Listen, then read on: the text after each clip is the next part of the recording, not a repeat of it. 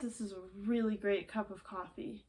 But you know what would make it even better? Happy holidays, everyone. I'm here today to talk about the new collaboration between Scooter's Coffee and Elf the movie. It's a very strange choice. I mean, considering that the film is about 22 years old at this point, but still, for a Winter Foods collaboration, it at least made more sense than last year's Candyland collaboration. But they had many, many, many new drink offerings that were far more appealing than last year, so this time I decided I would actually try quite a few of them. That being said, I did not try the Red Bull or the Son of a Nutcracker coffee because I don't drink Red Bull and I don't drink straight up black coffee. There's just no way I can give this a good, honest, and fair review. Secondly, many of these drinks are available in about 5 different kinds of presentations, but the flavor combination is more or less the same.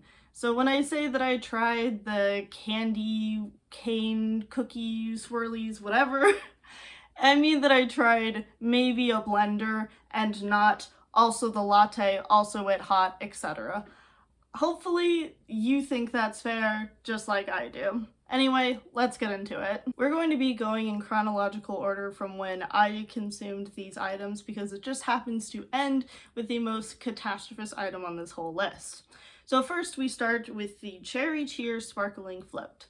Now, if you aren't aware, these sparkling floats are sort of like an Italian soda that is offered at Scooters. So you have a bubbly element as well as some kind of cream poured over the top. In this case, the flavoring is listed as tart cherry and vanilla. You can get this both as a sparkling float and as a sparkling soda. The soda does not include the cream element.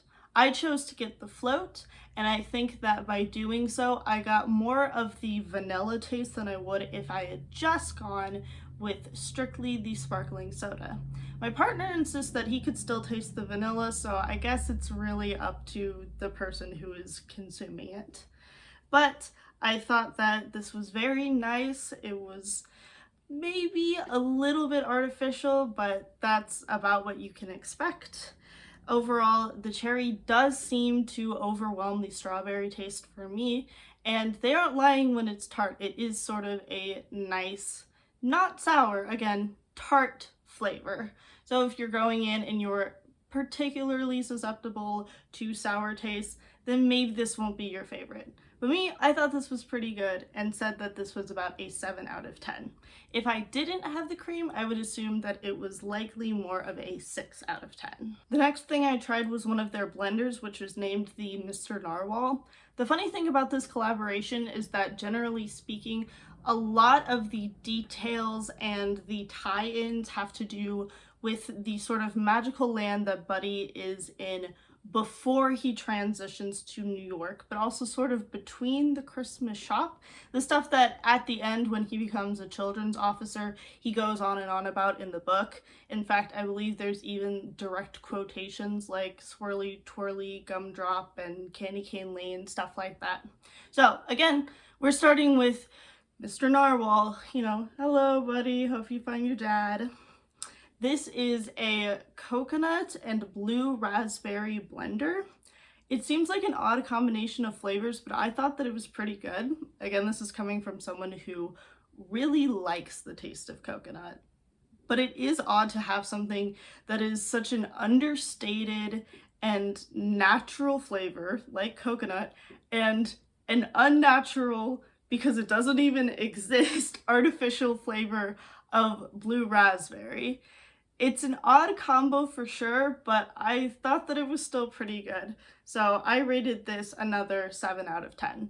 These first 2 drinks are both ones that I would actually probably like to go back and get another one of before this collaboration ends. The next item was the Swirly Twirly Sugar Cookie Sandwich.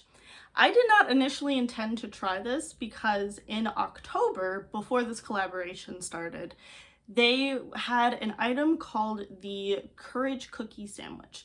Now this was in collaboration with Make-A-Wish, I believe, and some proceeds from the sandwich went towards obviously helping children with their dying wish.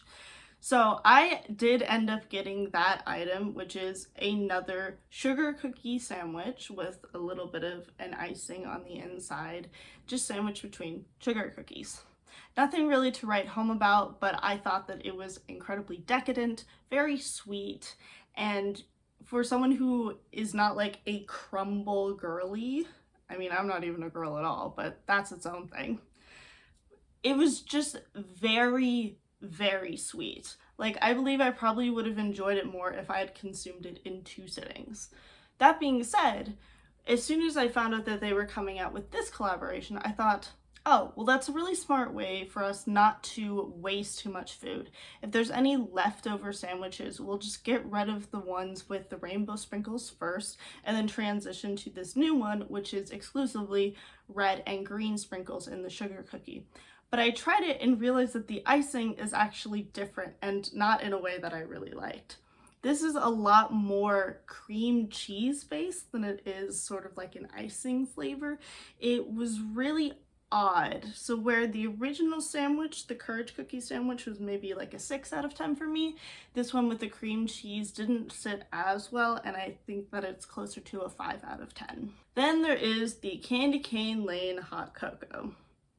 It is exactly what you think it is. And that's not to say that it's a bad thing. I think all collaborations will have at least one item that's considered to be like incredibly basic. Say when I'm reading through the Binging with Babish cookbook, and rather than having the like double stuffed turkey whatever from Seinfeld, every once in a while there's just like a single kind of mentioned once maybe lasagna reference from Sopranos. So in this case, it is a basic hot cocoa or possibly mocha latte, etc., with just a little bit of candy in there. It's nothing super interesting to write home about. It's just chocolate and peppermint. But that being said, it is really good. If you like chocolate and peppermint, you're going to like the item that has chocolate and peppermint. So while it is not the most interesting item, it's easily very consumable and simple to recommend. This one was a 7 out of 10 for me. And then we have 2 drinks that I rated pretty poorly because I think they failed to deliver on what was advertised to me. So we start with the Buddy the Elf Maple Chai, which I ordered iced. And I wrote in my notes, did not taste like a chai. I thought it tasted more like a spiced eggnog. Exact quote on here. This obviously is very disappointing. I actually really like chai, and I think it's kind of difficult to get right, especially at a chain. So having chai as an option on here sounded like it was going to be really great, and it tasted weird. It did not taste like a chai. I was very disappointed in what I got, and I rated this a 4 out of 10. And then I have something that I rated as lower than that, even though I believe that the 2 should probably be swapped. I just think that this failed even harder on the premise. That being the Swirly Twirly Sugar Cookie Latte. In this case, I ordered mine blended, which could possibly have been the issue here. This did not taste like anything. I feel like what was delivered to me was either a plain or a vanilla latte. There's no essence of sugar cookie or baked goods syrup, absolutely nothing. I'm interjecting from the future because I realized I forgot one more drink, which is the maple caramelicious drink. In my case, I got the blender. For me, it basically just tastes like their normal caramel blender. As far as actually meeting the expectations and being part of the collaboration, I think this is probably like a 5 out of 10, though it tasted fine. It's basically just like a caramel shake. Now, one thing that is important enough for me to whip my camera back out for this is that this is one of the only drinks that I could consider getting elf style, which within this collaboration means that they add some sort of like shot of maple syrup. Now, when I brought mine out and realized that it was basically just caramel, I decided to get my own maple syrup that you saw at the beginning of the video and see if I could zhuzh it up a little bit. And I added a lot, like I could watch the drink rising and I still couldn't really taste it. So I don't know whatever Scooters is using, but hopefully if you do get this elf style, then maybe it'll actually taste a little more mapley. But what makes this significant is that the Make It Elf style is an option under most of their drink items, which means that one time when I went to order a tart cherry flavored lemonade, I realized that I could also get my lemonade elf style. Very kind of you to offer, but I think I'll pass. Then I tried the Snowball Fight Cake Bite. This was kind of strange. Now, I went digging through the website, or at least the mobile app, to see if I could find more information on what this is supposed to taste like, and I am still lacking information on that. It is some sort of vanilla or yellow cake in a cake pop bite with a blue filling on the inside. What is the blue filling supposed to taste like? I don't know. Give it your best guess. I think it just came off as like a different kind of sweetness. There wasn't any particular flavor to it, at least as far as I could tell. I was presuming that it being a cake pop with the combination item of the Mr. Narwhal and the inside being blue and the narwhal thing also having blue elements, that maybe it was supposed to also be a blue raspberry. But I tried very distinctly to separate the components out and actually taste just the filling, not the filling in comparison with the rest of the cake batter and the candy melt topping, and it just doesn't taste like anything. I thought that it was fine, but it was not very memorable, and given how expensive the cake pop bites are, I just don't really see that it's worth your time. This was a 5 out of 10 for me. And so we conclude with the worst item on the menu.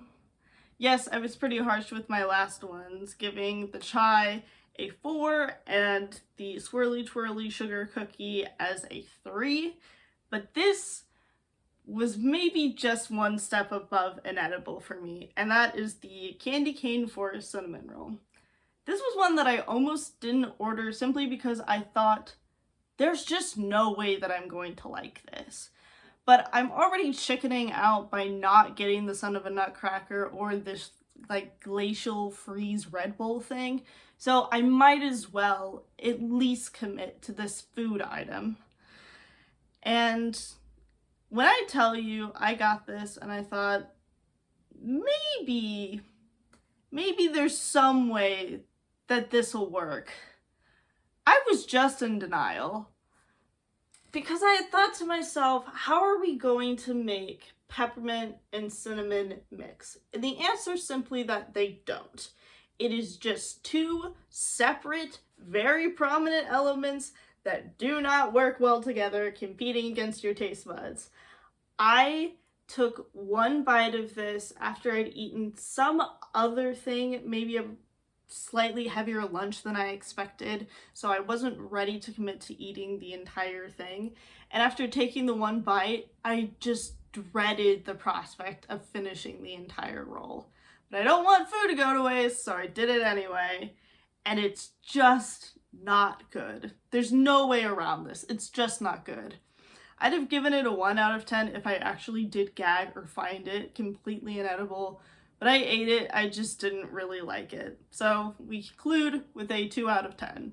Man, do not put peppermint on cinnamon rolls. Why did we think to do that? Anyway, thank you so much for watching. I hope you all have a wonderful holiday season and do not cross any picket lines. Bye!